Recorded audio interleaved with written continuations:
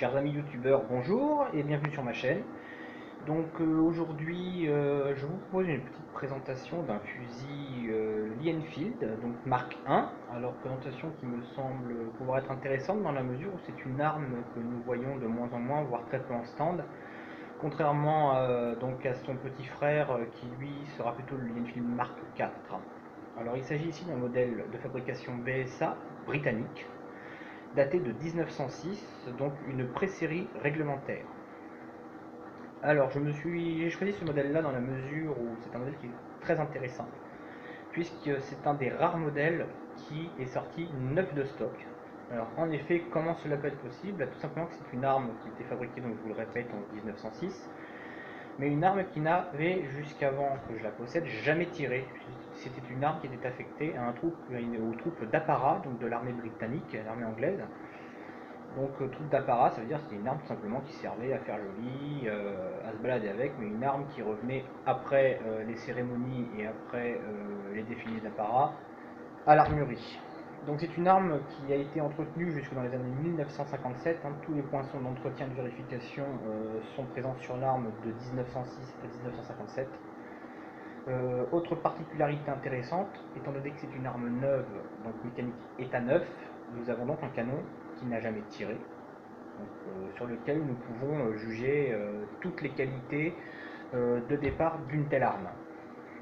Alors en effet, c'est pas forcément évident à trouver aujourd'hui sur des fusils britanniques qui ont été utilisés pendant la première voire la seconde guerre mondiale et un peu après, dans la mesure où les poudres qui étaient utilisées à l'époque dans le Commonwealth étaient principalement à base de cordite. Donc cordite, c'est-à-dire c'est un filament dont le principal composant est de la nitroglycérine, qui est un produit qui est extrêmement corrosif. Donc d'où le fait que ces fusils étaient faits avec des rayures assez massives, justement pour compenser cette usure précoce qui était causée par l'amorçage au fulminate de mercure et le chargement à la cordite, et qui avait tendance à très vite oxyder les canons. Bon, aujourd'hui on trouve quand même de beaux canons sur les fusils britanniques, parce que j'en reviendrai un peu plus tard tout à l'heure au niveau de la qualité des matériaux, mais il est très rare aujourd'hui d'avoir des canons dits miroirs, des canons état neuf, sur lesquels on peut vraiment juger les qualités de tir de l'arme. Donc ici il s'agit donc bien du Mark I. Alors celui qui a été rendu célèbre pour son implication lors de la Première Guerre mondiale, celui qui était aussi appelé nez de cochon. Donc je vais essayer de vous le montrer. Alors je m'excuse de la qualité de la caméra, j'ai une caméra qui a un angle un peu pourri. Donc voici, avec sa plaque de couche en bronze, d'époque bien entendu. Et on le reconnaît justement à son profil assez particulier, d'où le nom de nez de cochon. Donc avec son embouchoir et son super de baïonnette assez imposant.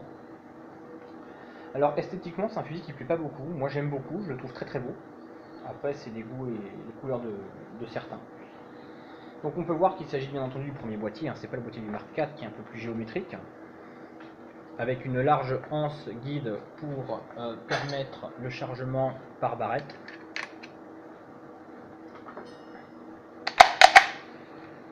La culasse classique Lee Enfield. Alors ce fusil était très en avance sur son temps, car en effet il était déjà pourvu d'un chargeur, ou à l'époque appelé magasin amovible, pouvant déjà contenir 10 cartouches, ce qui le rendait supérieur aux 3/4 de ses contemporains. Donc, par exemple, on peut aisément le comparer au Moser 98 allemand qui ne comptait que 5 cartouches dans un magasin fixe, le Lee Enfield qui pouvait en contenir, alors le Lee Enfield, je dis une bêtise, le Lebel qui pouvait en contenir suivant les modèles jusqu'à 7 plus 1 dans la chambre, donc 8 cartouches, il avait toujours au moins 2 cartouches de plus que le fusil qui avait le plus d'emport en munitions de l'époque. Cette arme d'origine est chambrée en calibre 303 British. Donc, voici un exemplaire que je vous présente ici. Une cartouche à bourrelet à culot rétrin léger, qui est une cartouche qui est très puissante, même pour les normes actuelles. Une cartouche dont la puissance peut à l'aise se comparer, voire même être légèrement supérieure à celle du 30-06. Donc 30-06, c'est la munition américaine qui était notamment utilisée pendant la Première Guerre mondiale sur les US-17, mais aussi sur les différents fusils ou mitrailleuses américaines de la Seconde Guerre mondiale. Voici la cartouche de 30-06, titre de comparatif.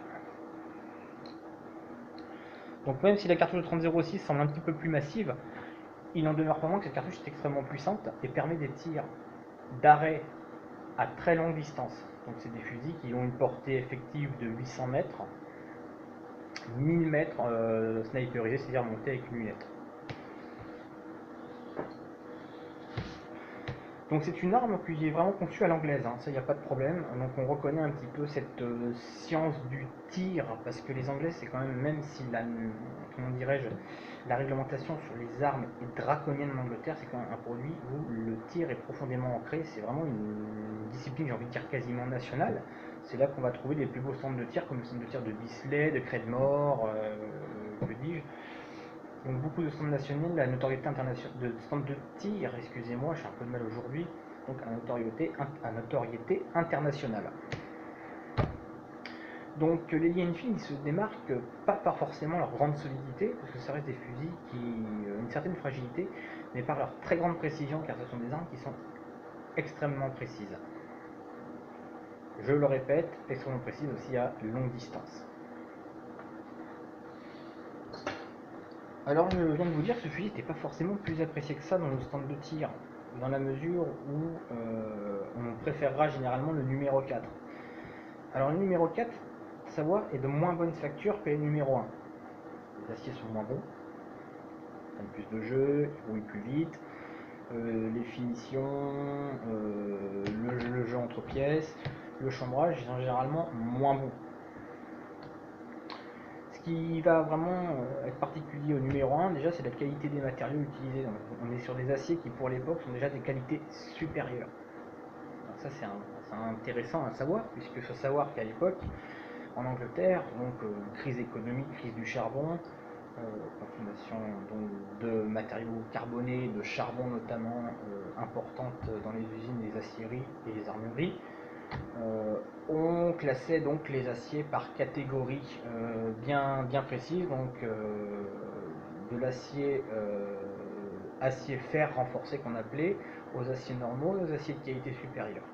Il faut savoir que néanmoins, pour leurs besoins militaires, le Commonwealth a toujours imposé d'avoir des fabrications en acier supérieur sur ce type d'armes, qui ont été reculés pour les besoins de la guerre ou de la Seconde Guerre mondiale sur les numéros 4 en acier de qualité standard. Donc ça fait une grosse différence en matière d'usure du canon, d'usure générale de l'arme, leur façon de passer le temps.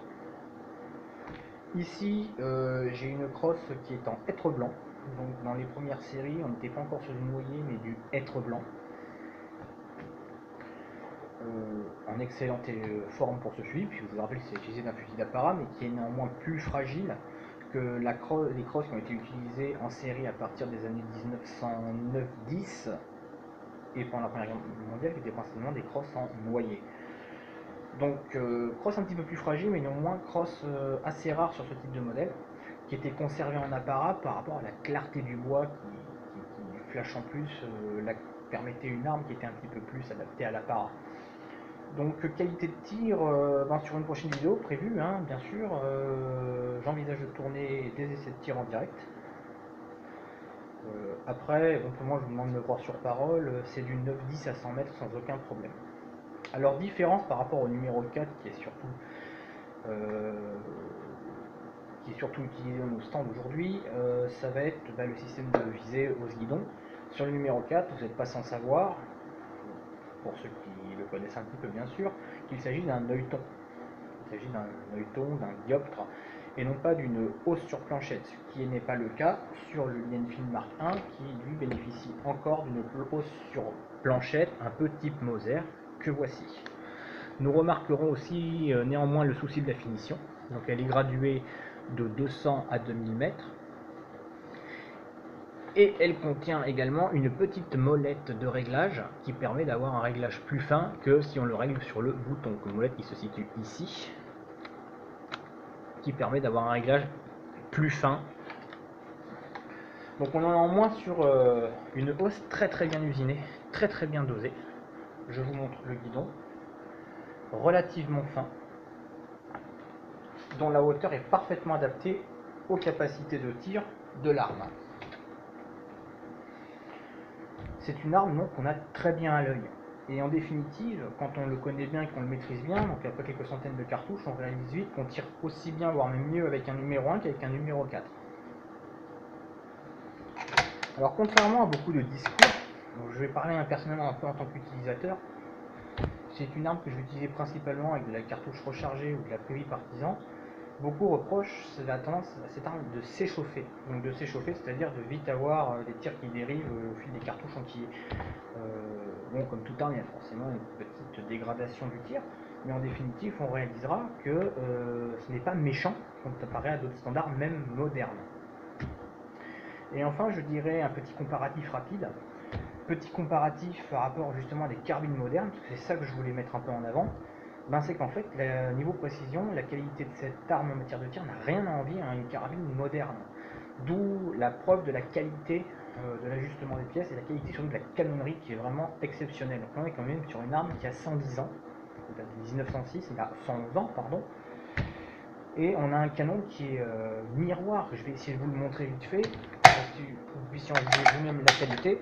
Un canon qui est miroir, tout à fait exceptionnel. Donc, canon neuf, hein, pour une arme de ce type-là. Je vais essayer de vous le montrer, ça ne va pas être évident. Voilà.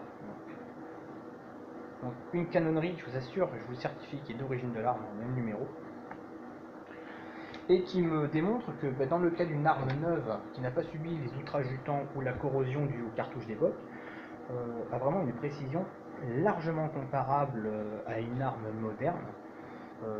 Là aussi, je vous demande de me croire sur parole, je vous en ferai la démonstration vidéo. Donc sur un chevalet de ce type-là, calé, bien entendu, hein, je ne suis pas un tireur parfait, on est capable sur 20 cartouches d'obtenir des groupements à 50 et 100 mètres dignes de groupements de bench rest. Enfin, peut-être pas exactement de bench rest, mais on a toujours des groupements de l'ordre du